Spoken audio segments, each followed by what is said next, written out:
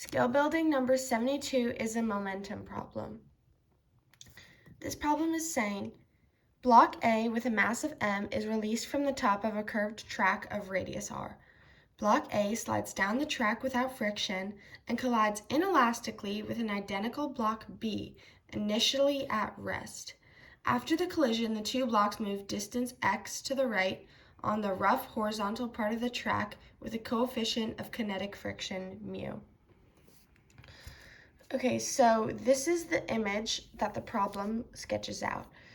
So block A is at the top of this curved part of the track, block B is at the bottom of the curve, and then there's a rough horizontal section here.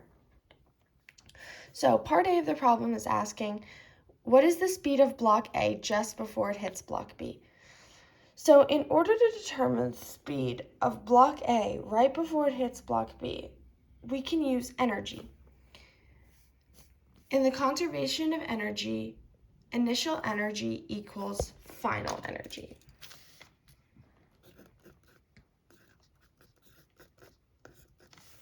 Because initially block A only has gravitational potential energy, but right before it hits block B, it only has kinetic energy, we can use GPE equals KE because initial energy equals final energy because of the conservation of energy.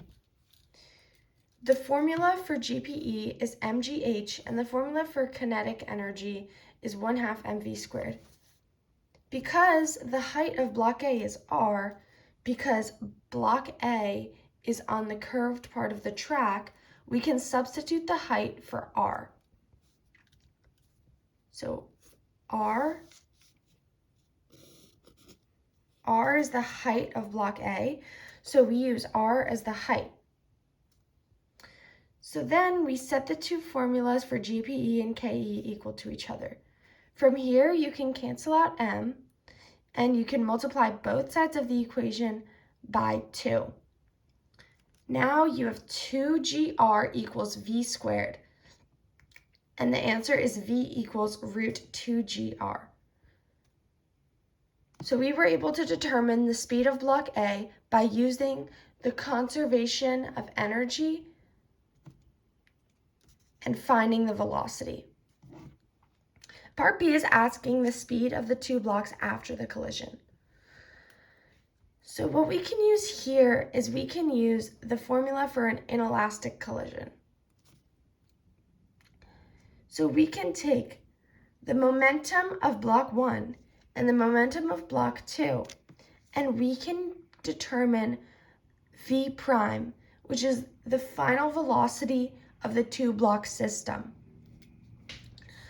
So the momentum of the first block is m1v1. The mass of block A is m, and the velocity is root 2gr.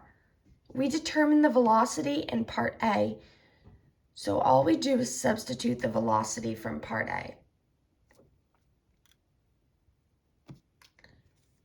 Next, the momentum of block B is 0 because the velocity is 0 since the block is at rest. So this cancels out that term. And then, in order to find v prime, we add the two masses together. The blocks are identical, and the mass of block A is m. So the combined mass of block A and B are 2m. So then we get 2mv prime. In order to isolate v prime, I divided both sides by 2m. And once I did that on both sides, the m canceled out, and I was left with square root 2gr over 2. We were able to use the formula for an inelastic collision to find v prime to find the speed of the two block system. Next, part C is asking the kinetic energy of the system of the two blocks after the collision. Because we already determined the speed of the two block system after the collision, and we already know the mass from the problem, it is very easy to find the kinetic energy because all we have to do is use the formula for kinetic energy. The formula for kinetic energy is 1/2 mv squared. And we know that the combined mass of the two blocks are 2m, and we know that the velocity is square root 2gr over 2. So we substitute these two values into the kinetic energy equation. From here, 1/2 and 2 cancel out, and we square root 2gr over 2.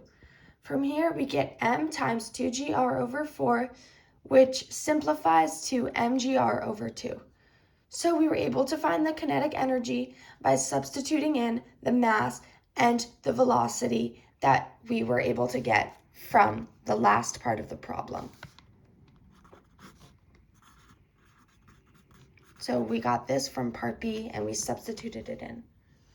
Next we have part D. This is asking how much energy is lost due to collision. Okay, so because in part A, we were able to find the speed of block A right before it hits block B, and we were able to find the speed of the two blocks after the collision, we can find the difference in kinetic energy because right before block A collides with block B and right after block A collides with block B, there's only kinetic energy because at this point, neither block is at a height. Because there is only kinetic energy and no gravitational potential energy right before block A collides with block B and right after block A collides with block B, we can use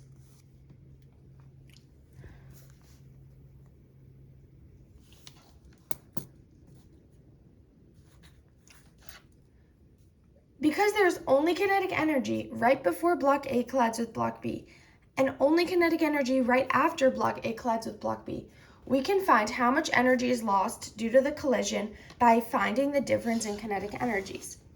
So we can find the initial kinetic energy and the final kinetic energy and find the difference between them.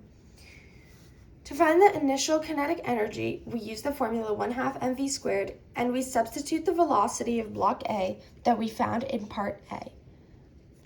This is the velocity of block A before the collision because that is the initial kinetic energy. When we substitute this in, we square root 2gr and the 1/2 and the 2 cancel out and the answer is mgr. This is the initial kinetic energy. And in the previous step of the problem, we found the kinetic energy of the system of the two blocks after the collision. So we can take our answer from part C and use it in part D. So this is the initial kinetic energy and this is the final kinetic energy. In order to find the difference, we take final minus initial. So we take the final kinetic energy minus the initial kinetic energy, and from that you get negative mgr over 2.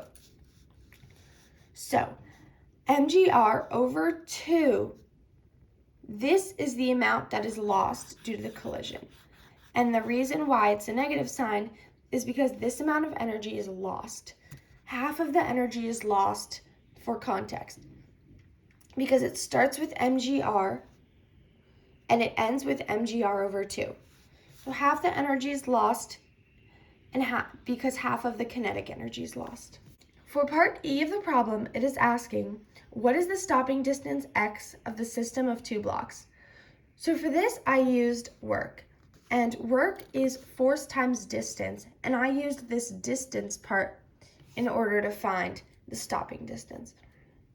Work is also the change of energy, so we can use the conservation of energy formula in order to find the work. So energy is conserved unless something exerts a force on the system and does work on the system.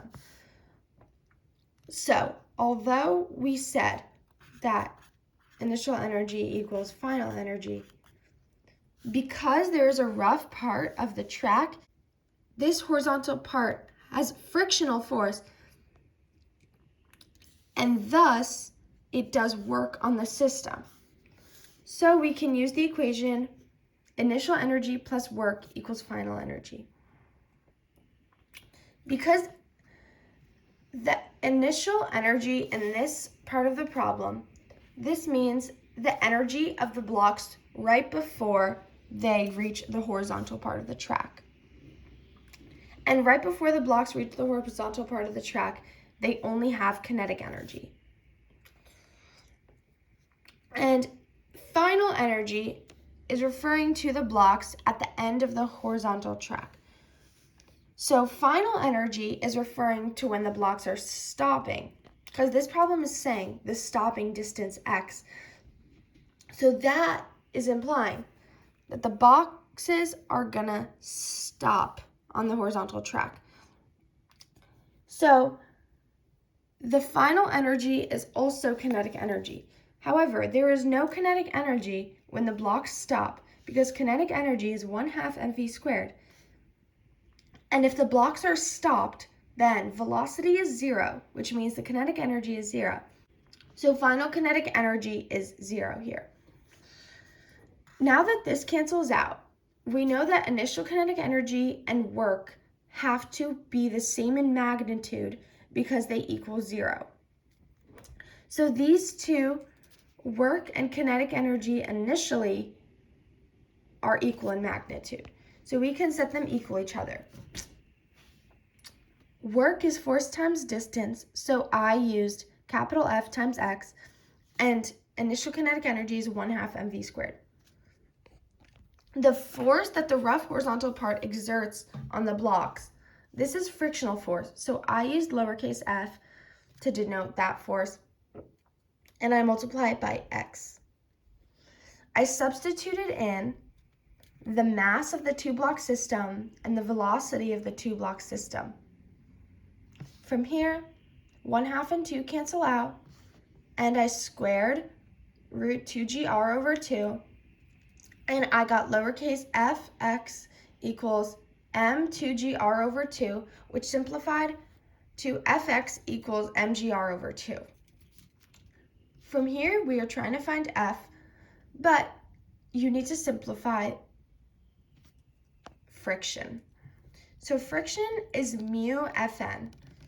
And since we know the weight of the two blocks, we can find the friction.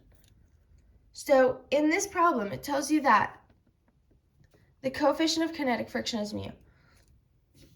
So if the formula for friction is mu Fn, you simply take mu times the gravitational force, which is 2 mg, since the combined mass of the two blocks are 2m. So this is the frictional force.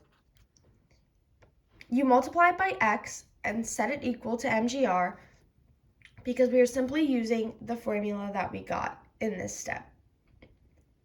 When you do this, m and g both cancel out on both sides of the equation, and then divide both sides by mu2. When you do this, you get r over mu4. So we were able to solve this part of the problem by using work, which is force times distance, in order to find the stopping distance of the system of the two blocks. We were able to isolate x to get the stopping distance. Thank you.